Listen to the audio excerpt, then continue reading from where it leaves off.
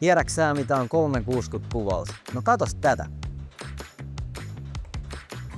Työmaakäynnillä 360-kuvaus tehdään useimmiten niin, että jokaisessa kerroksessa käydään kattavasti kiertäen jokainen asunto, jolloin kuljettu kierros peilautuu sen kyseisen kerroksen pohjapiirustukseen.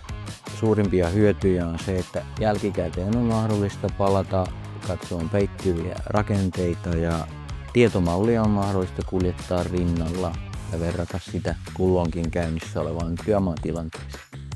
Yksi ominaisuus on myös se, että voidaan katsoa miltä joku kohta on näyttänyt vaikka kuukausi sitten, 2 kuukautta sitten tai vaikka vielä kauemmin aikaa. Kaikista tehdyistä kuvauksista asiakas saa selkeän kuvan työmaan etenemisestä ja kaikki aineisto on myös käytettävissä takuuaikana ja käytön aikana.